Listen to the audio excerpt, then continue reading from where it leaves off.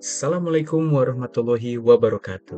Saya Ananda Noviansap dari kelas A Teknik Informatika dengan NIM 123705005. Di sini saya akan mendemonstrasikan dan menjelaskan beberapa pertanyaan yang Bapak berikan di GitHub untuk menjawab dan menyelesaikan tugas UTS yaitu Produk Teknologi Informasi dari matkul Pengenalan Informatika dengan dosen Pak Insan Alamin. Oke, pertama-tama perkenalkan saya Ananda Noviansap. Saya dari kelas A ya. Saya tinggal di Lengkong. Sekarang saya akan langsung melihatkan GitHub saya dulu terlebih dahulu mungkin ya. Oke. First time first. Tekan GitHub saya di sini. Oke, ini sudah ditekan. Oke. Ini dia. Nah, di sini saya membuat produk teknologi informasi berupa website ya. Tepatnya itu website bisnis yang bertemakan coffee shop. Di latar belakang di sini ada Drug Coffee adalah website bisnis yang menyediakan informasi seputar kopi dan kopi. Nah, jadi di dalam website yang nanti saya akan buat ini kan terdapat informasi seputar kopi yang disediakan di coffee shop saya yang dinamai itu Drug Coffee ya, di daerahnya di Bandung. Nanti ada lokasinya juga untuk alamatnya. Lalu di sini juga ada fitur untuk membeli secara online ya, jadi mirip kayak e-commerce, cuman ini membeli kopi yang disediakan oleh Drug Coffee tersendiri ya. Oke, jadi deskripsinya seperti ini. Ya, ada banyak fitur menarik ya yang bisa dilakukan di website saya. Jadi bukan hanya HTML dan CSS doang. Nah, teknologi yang saya gunakan untuk mengembangkan website bisnis Drug Coffee ini adalah jadi dua basic untuk membuat website ini kan adalah HTML dan CSS ya. Jadi HTML itu adalah Hypertext Markup Language. HTML itu adalah anggapan aja apa ya, kerangka dari sebuah website. HTML adalah bahasa markup standar membuat halaman website. Jadi ini tuh fungsinya hanya sebagai menempatkan kerangkanya doang. Lalu kita desain dan atur-atur si website kita menggunakan CSS atau Cascade Style Sheet. Jadi CSS ini adalah bahasa cascading style yang digunakan untuk mengatur tampilan atau user interface di sebuah website ya. Jadi ini dua ini adalah suatu kesatuan ya. Kalau HTML doang tanpa CSS itu jelek. Kalau CSS doang tanpa HTML itu nggak bisa gitu kan. Kerangkanya nggak ada. Jadi anggap aja HTML ini adalah sebuah kerangka ya. Bone maybe tengkorak gitu. Tengkoraknya. Lalu CSS ini dia itu kayak daging kulit yang membuat dia menjadi berbentuk manusia. Lalu selanjutnya adalah JavaScript. JavaScript adalah bahasa pemrograman yang digunakan developer untuk membuat halaman web yang interaktif. Jadi JavaScript sendiri di sini analoginya kalau tadi HTML sebagai tengkorak, CSS sebagai badan, daging, tubuh, dan kulit, JavaScript ini adalah animasi kita dalam kehidupan sehari-hari. Maksudnya di sini kita nanti bisa bergerak, bukan hanya sebatas patung manusia doang. Kita bisa bergerak, kita bisa berjalan, kita bisa melompat. Analoginya seperti itu. JavaScript itu adalah yang utama istilahnya, yang membuat si website ini menjadi interaktif dan menarik bagi para yang melihat website kita. Oke. Lalu di sini ada React.js dan Bootstrap. React.js adalah merupakan library JavaScript, tapi ini juga bisa disebut framework ya, yang digunakan untuk membuat user interface website. Jadi istilahnya React.js ini adalah sebuah software mungkin atau library atau framework yang membantu memberikan beberapa kumpulan kode dari JavaScript. Jadi kita tidak harus mengoding terlalu banyak ya istilahnya. Kita tinggal nyari kita mau bikin apa nih dari sebuah website kita. Misal kita bikin animasi atau fungsi kayak modal box gitu. Kita tinggal cari di React.js ini. Jadi ntar kita tinggal ubah-ubah dalamannya gitu, dalaman si codingannya. Oke, itu React.js. Kalau Bootstrap adalah framework web development berbasis HTML dan CSS JavaScript untuk melakukan proses pengembangan web aplikasi dan mobile first. Jadi bedanya dengan React.js, Bootstrap itu lebih fokus ke HTML sama CSS ya. Jadi sama aja, dia adalah library yang memberikan istilahnya apa ya? Library itu kumpulan kode-kode dari user ataupun dari si Bootstrap-nya ini sendiri. Dia menyediakan kode-kode untuk kita tinggal salin. Jadi nanti kita gampang gitu, nggak usah ngoding panjang-panjang. Kita tinggal cari kita mau bikin apa. Kita mau bikin navigation bar kah? Kayak di sini mungkin kita bikin box yang di sini kah, atau button segala macam, nanti dicari di namanya library Bootstrap. Lalu selanjutnya adalah ada Figma ya. Sebentar ya. Oke, maaf, kita lanjut lagi. Lalu selanjutnya saya akan menggunakan Figma. Figma adalah tools atau aplikasi desain yang dapat digunakan pada Windows untuk membuat prototipe aplikasi ataupun website serta berbagai desain yang lainnya. Figma di sini saya gunakan untuk mendesain dasar rancangan website saya akan buat. Jadi Figma ini istilahnya kita bikin dulu blueprintnya dari sebuah kerangka tadi gitu. Sebelum kita membuat kerangka, membuat tengkorak, membuat badan, dan membuat animasinya, kita buat dulu blueprintnya gitu. Jadi di dalam kerangka ini akan apa aja sih, buatnya apa aja. Terus badannya itu gimana sih, apakah dia warna putih atau segala macam, rambutnya apa, terus animasinya gerak kah, loncat kah, itu kita desain dan menggunakan Figma gitu. Untuk istilahnya apa ya, menvisualisasikan. Nah, untuk Figma saya di sini sudah ada ya, bentar. Nah, ini untuk linknya tersedia di sini. Sebentar.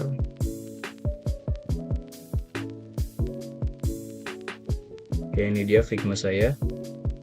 Sudah membuat desain untuk awal-awal desain untuk si coffee shop saya sendiri. Tapi ini belum full ya, karena ya masih ada yang harus dibetulkan. Sekiranya seperti ini. Jadi nanti ada landing page. Ada landing page ketika ngeklik search box, dia akan membuka search box. Ada landing page ketika dia berbentuk di HP. Nanti navigation bar-nya dia pindah ke sebuah menu seperti ini. Lalu di bawahnya itu adalah our menu, terus ada bagian di produk, ada bagian detail produk. Ini menggunakan modal box ya namanya. Dia akan memunculkan detail. Lalu ada bagian add to cart, yang ini nanti akan difungsikan menggunakan JavaScript juga ya. Lalu di bagian about us dan juga kontak, seperti itu untuk Figma saya. Di sini juga penjelasannya juga ya, dilihat saya bisa dilihat juga tuh. Oke.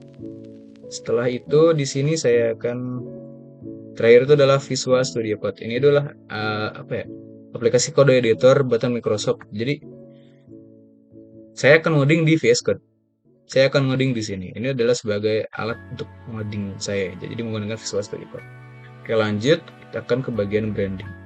Pada tahap ini kita akan mengeksplorasi branding dari sistem yang dibuat. Branding itu meliputi merek ya. Di sini saya merek menggunakan Draco Coffee. Ini terinspirasi dari nama rasi bintang itu Draco. Coba searching di sini ya, Draco. Draco Star Installation. Nah, itu dia rasi bintang ya. Nah, nama Draco ini adalah bahasa Latin dari naga. Jadi keren juga kan namanya Draco. Artinya itu naga. Itu rasi bintang. Lalu saya satukan dengan coffee gitu. Jadi Draco dan coffee. Jadinya Draco Coffee. Itu inspirasi saya membuat mereknya Draco Coffee. Lalu tagline-nya adalah Behind every great day is a cup of coffee. Dan campaign-nya adalah bagaimana membuat website yang menjaga info bagi pembeli tentang bisnis Draco Coffee, maupun melakukan transaksi secara online agar memudahkan pembeli. Seperti itu. Target usernya usia 15 tahun ke atas ya, tentunya. Orang yang senang minum kopi, orang yang melihat revisi coffee shop, dan segala macam bisa dilihat di sini. Lalu user experience-nya adalah mudah, menarik, sederhana, menginspirasi, dan warnanya ini warna kopi ya, sama background hitam. Inspirasinya ini saya melihat di beberapa desain Figma juga ya, dan juga beberapa website nih. Seperti itu. Lalu kita ke bagian user story. Di sini atau use case ya. Di sini ada lumayan banyak use case yang nanti akan saya buat, insyaallah. Dan ini membuat bencana ya beberapa, tapi yang sudah tervisualisasikan beberapa, itu sudah terrealisasikan beberapa. Oke, pertama itu adalah customer. Sebagai customer, kita bisa melihat jadwal operasional si coffee shop sendiri, sehingga bisa mengetahui kapan coffee shop dibuka dan bisa melayani customer dengan prioritas nomor 4.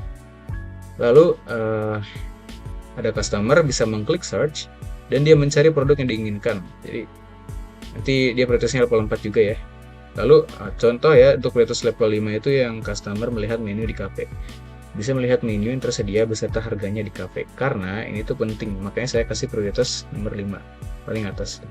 Lalu ada melihat produk, melihat detail, mengklik add to cart. Ini juga bintang 5 semua nih, karena nanti saya akan realisasikan juga. Memilih payment. Untuk bintang kecil itu mungkin ini ya, navigation bar kurang kecil. Itu biar rapi doang sistem. Makanya saya kasih cuman bintang 3. Dan segala macam ya, kalian bisa lihat juga di sini dari GitHub saya. Oke. Setelah itu mungkin sebelum ke sini ya, saya akan demonstrasikan dulu si website saya. Baiklah, di sini saya akan mendemonstrasikan website saya. Nah, sebelumnya website saya sudah saya codingkan di VS Code ya. Ini codingannya, bisa kalian lihat sendiri. Ini juga sudah tersedia, sudah saya upload di GitHub saya ya. Lumayan banyak, tapi tidak terlalu banyak, dan ini ya lumayan lah istilahnya. Tapi untuk JavaScript-nya hanya beberapa doang ya, cuman 72 kalau 73. Jadi hanya beberapa fungsi yang baru bisa dijalankan, dan yang lainnya itu belum saya coding juga, belum saya coba juga. Nah, mari kita coba lihat ya. Kita buka dari sini. Nah, kalian tahu kan kalau buka dari VS Code itu bukanya secara local file. Makanya di atasnya juga itu adalah file si user bla bla bla. Tapi saya sudah mencoba menghosting website saya menggunakan GitHub. Bisa kalian lihat di sini ada file image, file CSS, file JavaScript, dan juga file HTML. Itu karena saya sudah mencoba untuk menghosting website saya. Jadi untuk mengaksesnya mudah sekali, tinggal saya tuliskan nama saya, .github.io, Dracoffee. Ini adalah nama project saya ya, nama proyekannya. Lalu kita klik done. Ini lumayan asik juga ya menghosting. Jadi website sudah tersedia secara online, bisa diakses di mana saja. Dan untungnya gratis. Terima kasih GitHub. Oke, untuk demonstrasinya mari kita mulai. Jadi pertama-tama setelah kita masuk ke website saya, kita akan disajikan dengan namanya landing page. Di sini ada gambar kopi, background kopi dengan tulisan minum kopimu, drink your coffee, dan slogannya di balik setiap hari yang baik, di balik setiap hari yang hebat, ada secangkir kopi. Biar every good day is a cup of coffee. Lalu di bawahnya ada tombol ya, beli sekarang atau buy now. Tapi ini tombol belum berfungsi ya, jadi nanti saja. Lalu di atas ini ada navbar dengan merek kopi saya itu Dracoffee, atau merek coffee shopnya ya, sorry. Lalu ada bagian navigation bar untuk pergi ke home. Nah, home-nya ini kan landing page ya. Ada menu, produk, about us, contact. Nah, sebelum ke sana, saya akan menggunakan fitur search dan juga product card. Dan kebetulan ini sudah lumayan baik. Sudah saya coba lah, tapi belum sampai ke database. Jadi saya sudah bisa memunculkan si search bar ini. Ketika klik, dia akan muncul box yang untuk mencari suatu contoh ya, cappuccino. Tapi ini belum bisa berfungsi ya. Dan untuk menghilangkannya, kita tinggal klik di luar di mana saja. Begitupun dengan yang product card. Di dalamnya nanti ada produk-produk saya di sini. Nanti untuk fitur selanjutnya mungkin saya bisa tambahkan ke sini secara statik ya. Jadi ditambah atau card dia akan nambah sini, lalu dihapus dia akan hilang dan segala macam. Dan juga di bawahnya nanti ada untuk payment ya, untuk pembayaran. Nah, tapi itu belum saya fungsikan.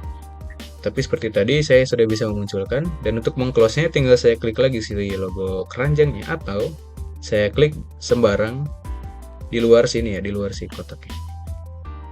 Nah, satu lagi fitur yang lumayan menarik adalah ketika ini kan website saya sudah responsif ya.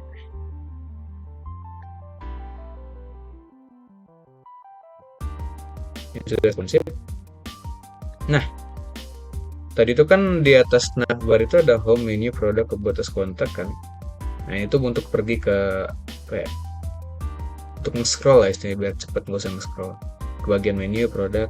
Kalau dia layarnya itu kecil, sekitar untuk HP atau tablet, si home, menu, dan segala macam itu dia akan dipindahkan ke dalam menu bar. Ketika kita klik, dalamnya baru ada sini. Kita bisa ke home, kita bisa ke menu. Tujuannya untuk apa? Ya, untuk menerapkan responsif tadi biar lebih rapi aja gitu. Jadi kalau di HP kan kelihatannya rapi ya. Kalau di yang kecil nggak ada apa-apa. Seperti itu. Selanjutnya kita akan coba ke menu. Di menu sendiri ini hanyalah sebuah gambar doang ya, nggak ada fitur apapun karena emang tujuannya hanya untuk menampilkan menu yang ada di coffee saya, di coffee shopnya, di lokasinya gitu. Kalau kalian penasaran sama espresso ini V60-nya gimana, kalian harus datang ke coffee shop saya gitu. Nanti pesannya di sana, di on-site. That's why ini nggak ada fitur apapun, hanya menampilkan gambar, nama, dan juga harganya berapa. Oh, ada ya penjelasan juga di sini. Lalu kita ke produk. Nah, baru di sini produk itu adalah you can buy here and bring it home. Kamu bisa membelinya secara online dan membawanya ke rumah ataupun kemanapun kamu mau. Jadi di sini produknya itu sudah dimasukkan ke dalam cup ya, ataupun gelas plastik. Nah, agar apa? Agar bisa dipesan secara online. Jadi di sini nanti ada icon add to cart yang akan memunculkan ke dalam cart ini. Tapi ini belum bisa direalisasikan ya, belum dikodingkan gitu. Belum saya coba. Jadi yang sudah ada itu, nah ini ikon mata ini adalah detail box. Detail tentang kopi kita yang menggunakan sistem namanya modal box. Jadi ketika kita klik, oke, akan muncul sebuah modal box yang berisikan nama dengan deskripsinya ini cappuccino itu apa sih. Nah, nanti kita bisa memberikan rating di sini juga ya. Lalu ada add to cart yang tadi akan membawakan kita ke cart itu ditambahkan, tapi itu belum bisa. Kalau ketika close tinggal di luar aja, atau di logo X-nya juga bisa ya. Nah, ini ada rating kan? Nah, ini masih statik nih. Nanti kalau udah saya setting ini masih dari sini. Misal kita kasih 3, otomatis di sini dia akan 3 seperti itu. Dan juga untuk produk yang lainnya sama. Kita lanjut ke bagian about us. About us di sini ya hanya sepatah kata, kalimat-kalimat tentang yang mendeskripsikan coffee shop saya ya. Kalian bisa baca di sini, bisa kalian pause. Lalu yang terakhir adalah kontak. Kontak di sini maksudnya adalah cara untuk mengontak kami sebagai untuk melayani Anda gitu. Jadi ketika kamu sebagai klien ada pertanyaan tentang coffee shop saya, ataupun tentang produknya, tentang cara pembayarannya dan segala macam, kalian bisa memasukkan nama kalian di sini, email kalian di sini, dan mungkin nomor HP ya. Nomor telepon seperti itu. Nanti ketika di send dia akan masuk ke mungkin Gmail ya, untuk mengetikkan pesan yang diinginkan. Kamu mau nanyain apa sih? Nanti kita balas itu. Dan di sebelah kirinya ini adalah lokasi atau Google Maps, lokasi di mana coffee shop saya berada. Ini belum saya setting ya. Ini masih se-Bandung Raya. Contohnya kayak gitulah. Ya nanti lokasinya di sini tinggal kalian klik, itu akan membawa kalian ke Google Maps. Atau di sini juga bisa dilihat langsung. Oke. Dan di bawah, paling bawah ini adalah footer. Footer itu berisikan sosial media saya dan juga copyright created by Ananda Noviansap 2023. Dan di atasnya ada media sosial saya, contohnya dari Instagram. Coba kita open link new tab, dia akan membawa ke Instagram saya. Oke, apakah berhasil? Oke. Lalu ini akan ke bawah ke GitHub saya. Oke, mungkin ini ada kesalahan, harus saya refresh lagi ya, selingi. Nah, ini juga untuk membawa ke YouTube saya. Ya, kurang lebih seperti itu demonstrasi yang saya bisa jelaskan. Terima kasih. Oke, halo. Kita akan lanjut ke part selanjutnya. Untuk nomor 7 demonstrasi video sudah, kita akan ke nomor 8. Bagaimana mesin komputasi dan sistem operasi berperan dalam produk teknologi informasi. Oke, sebelumnya saya jelaskan dulu ya. Di sini ada nih, mesin komputasi dan sistem operasi memainkan peran krusial dalam produk teknologi informasi karena mesin komputasi itu mencakup perangkat keras, komputer, mesin komputasi, mesin komputer. Berarti mencakupnya perangkat keras dong. Contohnya prosesor atau CPU, RAM, VGA, perangkat penyimpanan seperti hard disk ataupun SSD dan sejenisnya. Ini tuh bertanggung jawab untuk menjalankan operasi komputasi yang kompleks. Jadi sebenarnya operasi komputasi yang sedetail ini ya, sesimpel, istilahnya kayak simple, padahal ini dalamnya kompleks. Dan itu mempengaruhi gitu. Kalau semakin cepat ya semakin cepat juga, semakin sedikit waktu yang diperlukan untuk mengakses ataupun merender sesuatu yang berat, istilahnya seperti itu ya. Jadi dalam hal ini mesin komputasi berperan dalam memproses data dan menjalankan aplikasi perangkat lunak. Contohnya adalah ketika ngoding di sini nih. Ini kalau berat ya tergantung si prosesor juga. Ini kan berat ya lumayan, tergantung bahasanya juga ya. Kalau dia codingan udah sekitar 5.000 baris itu kan lumayan berat tuh kalau kita run. Jadi tergantung si prosesor dan juga RAM-nya juga lah. Istilahnya hardware-nya itu mumpuni nggak sih buat menjalankan komputasi yang sekompleks itu. Seperti itu. Lalu sistem operasi di sisi lain adalah perangkat lunak yang mengelola sumber daya perangkat keras, memfasilitasi komunikasi antara hardware dan juga software, serta menyediakan lingkungan untuk eksekusi aplikasi. Jadi itu memastikan bahwa aplikasi dapat berjalan dengan efisien dan aman. Oleh karena itu, mesin komputasi dan sistem operasi adalah fondasi dari produk teknologi informasi kita. Itu benar-benar paling dasar itu. Kamu bikin website, kamu bikin aplikasi, kamu bikin game, gak ada mesin komputasi, di mana jalaninnya dong? Gak ada sistem operasi, bisa, tapi nggak bakal jalan. Jadi mesin itu nggak bakal jalan gitu, mesin doang. Jadi ini tuh satu kesatuan lah istilahnya. Oke, jadi gini, untuk menjelaskan ya bagaimana, Nah, mesin komputasi dulu deh, saya akan jelasin nih. Saya menggunakan laptop Asus VivoBook 14 kalau nggak salah. Coba saya cek di setting ya. Atau mungkin kita langsung cari aja Windows Run DXD about. Nah, di sini lebih apa ya? Sebentar, saya akan coba cari di sini dulu ya. Ingat saya itu di sistem terus di about. Nah, di sini ya, di sini nih. Nama desktop Asus itu kan Asus VivoBook K41 kalau nggak salah, K41 tipenya. Dia menggunakan prosesor generasi 11 Intel Core i3 1115J4 dengan itu apa ya, base rate nggak salah, rate apa gitu, 3 GHz. Lalu menggunakan RAM bawaan sebanyak 8 GB dan sistem operasi Windows 64 bit, Windows 11 ya, Windows 11 single. Untuk lebih detailnya ada di Direct Diagnosis itu atau DXDiag. Sama saja sih dia menggunakan Windows 11, lalu ada namanya VivoBook K41 dengan menggunakan Intel Core i3 11. Oh, ini core, iya, 4 core 4 thread nggak salah, 4 core 4 thread, jadi 4 CPU, 3 GHz kecepatannya. Ini tuh base clock konsep. Ini tuh semakin tinggi sih generasi, otomatis dia semakin cepat, semakin terbaru gitu. Dengan memori 8 GB RAM yang istilahnya itu lumayan cukup lah untuk zaman sekarang. Untuk cuman coding-coding doang udah lumayan cukup. Untuk displaynya itu menggunakan PGA bawaan dari si Intel itu sendiri ya, yaitu UHD Graphics dengan total memori frame-nya sedikit sih. Ya, tapi lumayan lah. Nah, itu ya ini lebih amat. Tapi yang utama itu ini sih.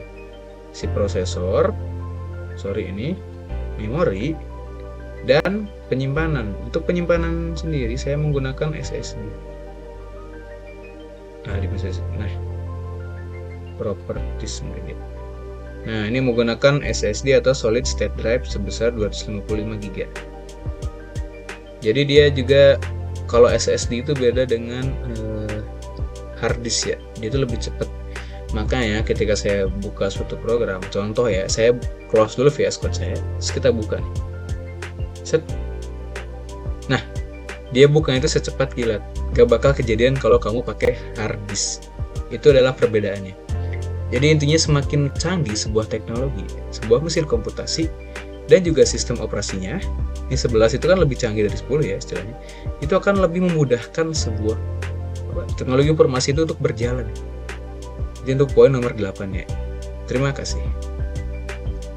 Oke, hai teman-teman, kita lanjut ke bagian nomor 9 dengan judul bagaimana algoritma, struktur data, dan bahasa pemrograman berperan dalam produk teknologi informasi saya. Oke, di sini kita jelaskan dulu ya apa itu algoritma, struktur data, dan juga bahasa pemrograman.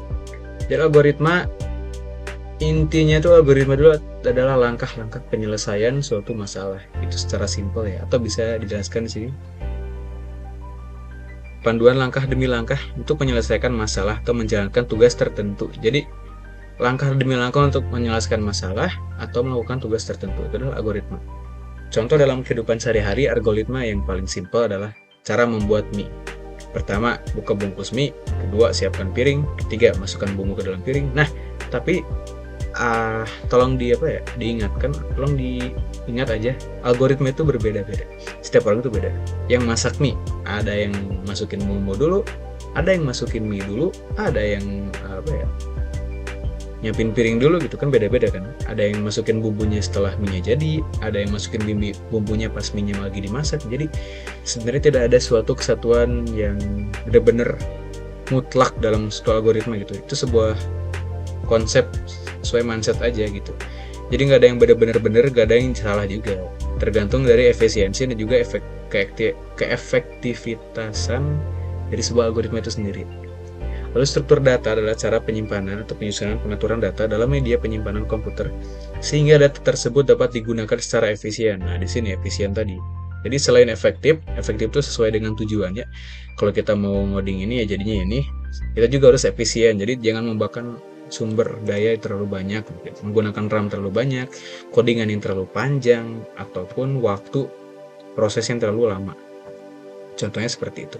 Dalam penggunaan struktur data kali ini, saya akan menggunakan Entity Realization Diagram yang disuruh oleh Pak Inset sendiri ya, atau biasa disingkat ERP.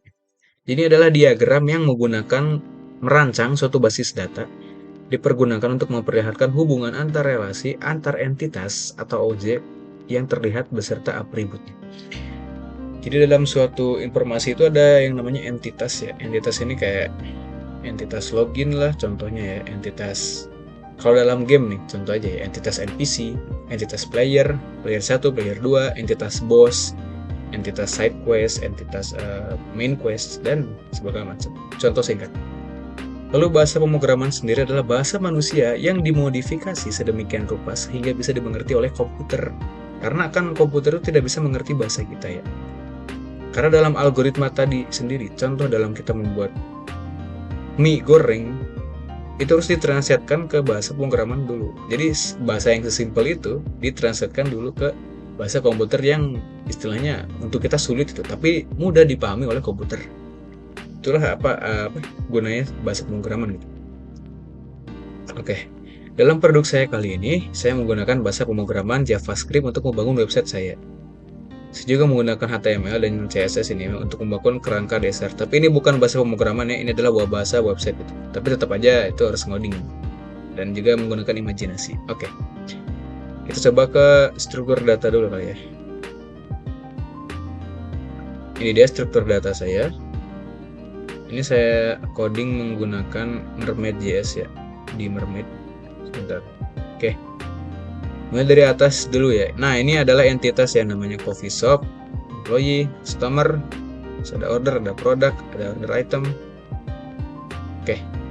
Jadi dalam entitas website saya nanti akan ada yang namanya coffee shop sendiri. Ini tuh kayak apa ya istilahnya? Utama ya. Entitas utama. Jadi dia yang menampung seluruh entitas yang di bawahnya. Jadi dia harus ada si coffee shop ini nih. Jadi logikanya gini, coffee shop dia memiliki atribut ID-nya. Itu ada ID-nya apa, terus namanya apa, itu Dra Coffee ya namanya. Ada. Terus address shop, itu string tipenya itu kalimat. Nanti dia akan masukin alamatnya di mana, emailnya juga. Lalu ada nomor telepon, dia menggunakan integer ya. Nah, ini kenapa bikin integer, karena ID itu nomornya apa ya? Khusus gitu, nomor khusus tadi. Kalau nomor telepon kan biasa. Lalu ada date time untuk schedule, untuk jadwal buka si coffee shop nanti. Nah, jadi dari coffee shop ini dia akan turun ke bawah. Pertama-tama mungkin selling ya. Jadi dia akan menjual si produk. Nah, logo yang di sini atau garis di sini itu ada artinya ya. Jadi ketika garis itu artinya satu ke satu. Jadi si coffee shop ini hanya memiliki satu. Contohnya gini, so coffee shop itu mempunyai produk 0 ataupun banyak produk. Tetapi si produk hanya memiliki exactly one, cuman satu doang, satu coffee shop. Produk yang ada di sini tuh dia nggak bisa nampung di coffee shop yang lain, enggak. Itu karena kita yang jual kan si Dra Coffee, masa ada di coffee shop yang lain? Logikanya kayak gitu. Jadi si produk ini dia akan nampung exactly one, satu. Cuman ada satu coffee shop, tetapi si coffee shop dia bisa nampung 0 atau banyak produk. Begitu. Begitupun yang ini. Employee itu kan pekerja ya. Dia tuh maksudnya memperkerjakan, sorry. Si coffee shop memperkerjakan pekerja. 0 atau ini harusnya 1 mungkin ya, sorry saya salah. Gak mungkin nggak ada pekerja dong. 1 atau banyak employee. Tetapi si employee hanya bisa bekerja di satu, exactly one coffee shop. Sama seperti customer juga. Jadi si coffee shop dia punya 0, mungkin 0 karena kalau nggak ada yang beli kan 0 kali ya. 0 atau banyak customer bisa melayani 0 atau banyak customer. Tetapi si customer hanya bisa dilayani oleh satu coffee shop saja. Seperti itu. Ini jadi logonya kayak gitu ya, udah paham ya. Ini tuh buat 1 kalau garis ini, kalau titik itu 0, kalau yang kayak huruf U ini banyak. Nah, jadi dia akan menjual produk. Entitas produk ini ada ID-nya, ada namanya, ada deskripsinya, terus ada harganya. Sebelum ke sini kita ke employee dulu. Jadi memperkerjakan pekerja. Pekerja ini ada ID juga, seperti biasa, nama, address, email, nomor telepon. Lalu dia juga bisa melayani pelanggan. Pelanggan ini ada ID, ada nama, ada address, ada email, ada telepon. Nah, cara kerjanya, si customer ini ordering itu kayak membeli lah, istilahnya membeli order. Order ini berisi si produk yang tadi. Jadi produk yang tadi itu diorder oleh customer lewat sini. Nah, ini tuh logonya ya 1 atau banyak gitu. Jadi sama ini. Customer itu bisa mengorder 1 atau banyak, dan orderan juga bisa menghandle banyak customer gitu. Jadi dia saling nggak kayak yang tadi kan exactly one. Bedanya di situ. Begitupun pula dengan employee dan order juga. Dia membuat banyak, dan orderan pun bisa dibuat banyak oleh si employee. Nanti di order itu ada ID-nya juga, ada waktu ordernya itu kapan sih, terus harga totalnya gitu. Nah, jadi ketika si customer beli, dia order yang merisikan produk, lalu dia ke bawah lagi nih, which contain, di mana mengandung order item. Itemnya itu nomor berapa sih? Contoh ya, kita mau beli cappuccino, itu ada di order item, ID-nya itu nomor 1. Total ya mau beli berapa? 1 doang kah? Atau 2 atau 3? Mungkin beli 2. Lalu dia masuk sini, which include order ID-nya apa sih? Tamnya berapa sih? Totalnya berapa? Kalau 2 produk yang dibeli, ya harganya kali 2 dong. Kalau bisa dia punya, sorry saya buka ya. Dia beli cappuccino sama espresso sama latte mungkin. Itu berarti 3 produk. Dan mungkin 2 berarti kan 6 kali ya, 6 harga itu. Nah, totalnya di sini. Jadi di situ. Jadi istilahnya coffee shop ini, nah customer sebelum ke sini dia bisa lihat dulu ya, lihat produknya, lalu kita balik lagi ke sini. Customer dia bisa dia beli ordernya mengandung si produknya, di mana produk ini ada order itemnya atau ID-nya nanti berapa, which include atribut di order yang tadi gitu. Dan ini tuh dibuat oleh si employee. Nah, dibuatnya oleh employee gitu. Seperti itu tuh struktur data saya. Oke, untuk pengaplikasiannya secara real life, maksudnya dalam bahasa pemrograman, mungkin belum semua terrealisasikan ya, tapi saya sudah mencoba beberapa fitur. Contoh ini saya menggunakan JavaScript ya. Yes. Nah, algoritmanya itu seperti ini. Jadi di paling atas sudah saya kasih komen kan, toggle class navbar aktif. Jadi maksudnya tuh ini tuh untuk fungsi yang ini. Bentar. Nah, itu tuh fungsi yang ini. Jadi ketika diklik dia akan muncul ini. Gimana logikanya, gimana algoritmanya, begini. Di awal mengoding itu kita sudah membuat si navbarnya ya di sini nih. Navbar extra, navbar nav. Nah, ini ya di sini dalam ini udah buat nih ekstranya. Lalu kita kasih style di sini. Nah, yang permainan itu di sini. Jadi pas awal navbar nav itu dia ada sebenarnya, cuman saya sembunyikan di kanan. Jadi raknya itu minus 100%. Contohnya gini, ini nggak ada. Sebenarnya ini ada, cuman saya geser ke kanan nih. Dia tuh di ujung kanan, jadi nggak kelihatan. Nah, ketika saya klik dari ujung kanan, dia akan geser ke 0 raknya. Jadi dia muncul, begitu logikanya. Ketika saya klik lagi, dia akan hilang lagi. Nah, algoritma itu seperti itu. Makanya ketika saya codingkan, saya ada const navbar nav, itu tuh mencari elemen dalam HTML ya, dokumen kode selector, navbar nav dicari. Nah, di bawahnya ketika menu ini logo ini ya. Ketika logo ini diklik, maka on click, maka navbar class list yang tadi toggle ditambah aktif. Jadi gini, tadi itu dia classnya cuma navbar.nav doang ya. Ketika diklik, dia akan menambahkan dot aktif, di mana dot aktif ini sendiri ada right 0. Nah, jadi kan yang awal right-nya minus 100%, dia di kanan. Ketika kita klik, dia akan menambahkan kelas aktif, di mana kelas aktif ini right-nya dia ke 0. Set, belok geser lah. Seperti itu logikanya, simpelnya ya. Lalu untuk contoh yang lain ya. Oh, mungkin yang tadi dulu mungkin. Sekarang itu cara untuk sebentar ya. Saya lupa. Nah, sebenarnya sistemnya sama aja sama yang search box juga ya itu. Ketika dia on click, maka sama akan memberikan toggle aktif juga. Dia akan memunculkan. Sebenarnya semuanya kayak gini kok. Nah, kalau ini search bar ini dia munculnya dari bawah navbar ya. Kalau produk card sama kayak si menu mirip. Set. Oke. Seperti itu.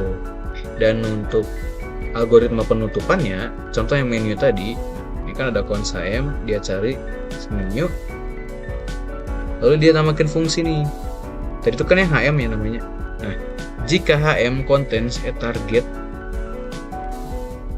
itu dan navbar contains a target, remove aktif. Maksudnya itu gini, cara logikanya gini, kalau yang diklik dia mengandung ini si menu, dia kalau ngeklik menu atau di luar dari si boxnya ini dia akan nutup. Jadi ketika saya klik menu dia akan nutup, atau bisa juga di luar sini nih, bebas dimanapun asalkan bukan di bagian yang putih, di bagian yang si menu tadi bebas, mau di atas bisa, di mana bisa, kayak gitu logikanya. Mungkin contoh simpel dari algoritma yang saya gunakan ya. Terima kasih. Oke, kita lanjut ya ke nomor 10. Bagaimana metode pengembangan perangkat lunak software development berperan dalam produk teknologi saya. Oke, di sini mungkin soalnya bisa saya koreksi ya, jadi web karena saya bikin web. Jadi proses pembangunan teknologi informasi secara umum mengikuti web development life cycle. Ini kalau membuat web. Sebenarnya sama aja ya, software sama web. Mungkin ada beberapa perbedaan, saya juga kurang tahu. Nah, untuk website seperti ini. Nah, di sini ada nih guys. Oke. Jadi gini. Tahap-tahapan untuk web development life cycle adalah analysis, design, development, testing and review, deployment, and maintenance. Ini dia harus kayak gini ya. Jadi di analisis itu tahapan ketika kita mencoba menganalisa website seperti apa yang kita buat. Kita mau bikin website apa sih? Tujuannya kenapa? Latar belakangnya kenapa? Brandingnya apa? User story-nya maksudnya kayak apa sih? Struktur datanya gimana? Sistemnya kayak gimana? Tujuannya kayak gimana? Target usernya kayak gimana? Nah, itu tahap analisis. Bagian atas ya.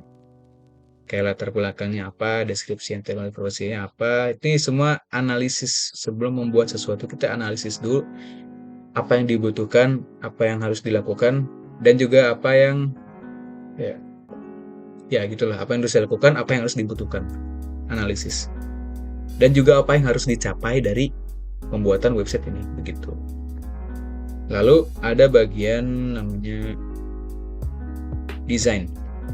Desain ini ketika saya mencoba untuk merealisasikan imajinasi dari sebuah website yang saya akan buat ke sebuah desain, tentunya menggunakan Figma tadi.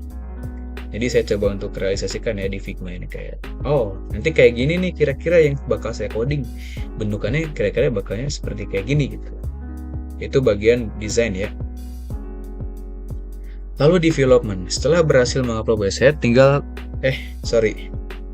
ini belum saya setting. Development itu Setelah desain dan menentukan teknologi apa saja yang digunakan, kemudian saya akan mencoba mengaplikasikan desain tadi ke codingan. Ini yang saya tadi bilang, development, developer, codinger, programmer, masuknya di sini development. Jadi untuk website saya sih mulanya saya akan membuat struktur dasar menggunakan HTML. Maaf. Nah, kemudian diberikan style menggunakan CSS, dan terakhir untuk fitur atau interaksi pengguna, saya menggunakan JavaScript. Secara singkatnya ya. Lalu bagian testing dan review. Setelah 3 tahapan tadi, website yang sudah hampir selesai dites terlebih dahulu, diperiksa semuanya, dan cari kesalahannya bila ada. Setelah itu saya mencoba untuk review ke orang lain gitu. Contohnya gini deh bagian review itu. Ini filenya itu belum terupdate dari yang saya upload di GitHub sebenarnya. Jadi masih ada masalah nih. Contohnya di sini ya.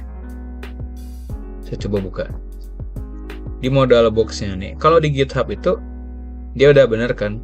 Nah, kalau di sini tuh dia masih ada kesalahan. Jadi si background putihnya itu belum terlalu panjang, belum cukup panjang. Nah, ini maksudnya testing dan review. Ketika saya tes, oh masih ada yang salah nih. Saya benerin lagi deh kodenya. Setelah saya betul, baru saya review ke orang lain atau diri saya sendiri aja lah contoh. Ini kalau udah bener nih, saya coba send ke teman saya juga kan. Coba cek dong, ini udah bener belum? Kata dia bener, ya udah kita hosting. Nah, sebelum hosting ya, itu tadi bagian testing. Nah, hostingnya itu di bagian deployment. Setelah website saya dipastikan sempurna dan tidak ada kesalahan, juga mendapatkan review yang baik lah. Teman-teman saya bilang ya oke, bagus lah, gak ada kesalahan gitu. Maka saya akan upload websitenya ke akun GitHub saya. Kemudian akan saya hosting ke internet sehingga website saya bisa diakses melalui internet. Yang ini tadi saya upload ke GitHub atau saya post commit maksudnya. Saya commit ke GitHub. Jadi nggak perlu lagi tuh local file, saya tinggal tikin aja alamat domainnya. Nah, seperti itu. Itu bagian di deployment. Sebenarnya bisa aja saya menggunakan hostingan ya. Maksudnya nge-hosting. Kalau ini kan lebih ke dia ngikut ke GitHub gitu. Kalau yang mau independen, dia mungkin pakai web hostinger kali. Dia tuh hosting, tapi istilahnya bayar sih ya. Nah, sekitar segini lah. Ada yang murah juga kan. Nah, bedanya domain hosting sama GitHub itu, kalau hosting itu dia simple, youtube.com atau apa ya, ac.id atau .net.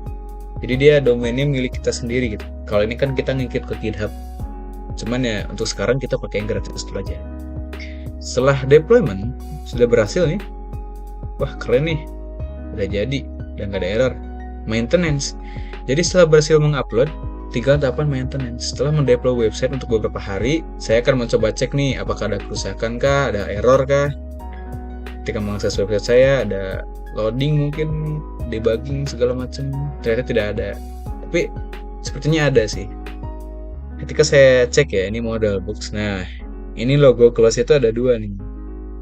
Terus yang cappuccino itu nggak bisa dipencet, kalau yang lain bisa. Nah, ini yang tadi saya sebut maintenance. Saya harus ambil file saya lagi, saya coding lagi, saya betulkan, saya upload lagi, saya host lagi, sampai dia berhasil, benar-benar sempurna. Itu tadi 7 tahapan dari yang namanya web development lifecycle. Terima kasih. Oke, kita lanjut ke nomor yang terakhir dengan judul bagaimana database atau sistem basis data itu berperan dalam teknologi informasi saya gitu. Oke, database sendiri adalah sistem basis data atau komponen penting dalam produk teknologi informasi, terutama dalam penyimpanan hal atau pengelolaan data. Mereka berperan dalam menyimpan, merorganisir, dan menyediakan akses ke informasi yang ada di database. Jadi memungkinkan aplikasi atau website untuk menyimpan data secara persisten, yang berarti data tetap ada setelah aplikasi dimatikan. Mereka juga memungkinkan melakukan pencarian, penyaringan, analisis data dengan efisien. Basis data juga menyediakan tingkat keamanan integritas data yang penting dalam aplikasi mengelola informasi sensitif. Dengan demikian, database berperan dalam memastikan bahwa data yang diperlukan untuk produk teknologi informasi dapat disimpan dan diakses dengan efisien dan aman dari seluruh wilayah. Jadi, untuk produk saya sendiri, saya akan mencoba menggunakan database untuk menyimpan si produk ini nih. Ini kan masih lokal ya. Ketika saya upload modal box ini dia keluar dari lokal nih, dari si HTML-nya sendiri. Coba saya tunjukkan ya. Itu tuh, nah ini nih. Modal 1. Sebentar ya, oh di sini di bawah misalnya. Itu tuh nah ini ya. Itu kan masih dia di sini ya, datanya tuh kayak apa? eh Deskripsinya itu, deskripsi kopinya di sini, terus bintangnya di sini, harganya juga masih di sini. Mungkin nanti saya akan masukkan si data ini ke dalam database sehingga ketika saya akses si modal box ini tuh bukan dari offline tapi dari online, dari database-nya sendiri. Begitupun pula dengan add to cart ya. Nanti ketika saya ini kan ada order ya, di bawahnya ada penjualan. Nanti kita ada address, itu akan mengambil dari database, dan juga harga dari juga dari database seperti itu. Dan mungkin ini karena tidak ada login ya, tapi saya gantikan ke tadi itu loh. Kalau kita sudah login, kita order kan tinggal masukin kayak alamat. Bedanya di sini. Ketika saya order, kita harus masukin nama, alamat, email, juga nomor telepon juga. Nanti kita payment juga, ada payment, dia ngambil dari database juga kan, database keuangannya gitu. Misal harga di sini berapa sih cappuccino 16, nanti ngambil dari database 16.000, bayar, baru dia dikirimkan. Jadi tidak ada login tapi diganti dengan database yang tadi itu untuk pengiriman. Atau dari sini, ketika saya ingin mengechat, sorry, ketika customer ini ingin menanyakan sesuatu atau mengechat, dia akan menanyakan dari sini kan, memasukkan nama, email, dan phone. Nah, nanti dia di sini itu ngambil data, masuk ke database sih sebenarnya, masuk ke database saya sebagai owner. Lalu pertanyaan yang dia tanyakan juga masuk ke database saya sebagai owner, sehingga saya nanti bisa melihat pertanyaannya, terus namanya siapa yang menanyakan, alamat emailnya apa, nomor HP-nya siapa. Nanti saya bisa balas lewat situ, lewat data yang sudah tersimpan di database yang customer masukin di sini. Dan juga di bagian search ini ya, ini kan belum ada, nanti pakai database. Makanya saya tadi bilang produknya ini saya akan masukkan ke dalam database. Jadi ketika saya cari cappuccino, yang muncul cappuccino, dia langsung arahkan ke cappuccino. Seperti itu contohnya. Terima kasih. Ya, itu mungkin untuk ya seperti itu contoh untuk database dan juga basis data yang saya akan gunakan. Untuk bahasanya sendiri atau softwarenya sendiri menggunakan MySQL ya. Nah, ini untuk tadi ya terlewat kayaknya. Web backend itu saya akan coba menggunakan React.js dan juga server juga sama ya React.js. Oke. Baik, mungkin seperti itu saja yang bisa saya demonstrasikan dan juga jawab dari keseluruhan ini. Dengan begitu saya di sini Ananda Noviansap sudah menyelesaikan tugas video yang Bapak minta, dan saya akan upload linknya di sini ya di GitHub saya. Saya akan nanti nomor 8 nanti di sini dia di menit keberapa, di 9 di menit keberapa, dan selanjutnya. Terima kasih sudah menyaksikan. Mohon maaf bila ada kesalahan dan juga salah kata. Semoga saya dapat nilai A ya Pak. Amin. Oke, terima kasih. Wassalamualaikum warahmatullahi wabarakatuh.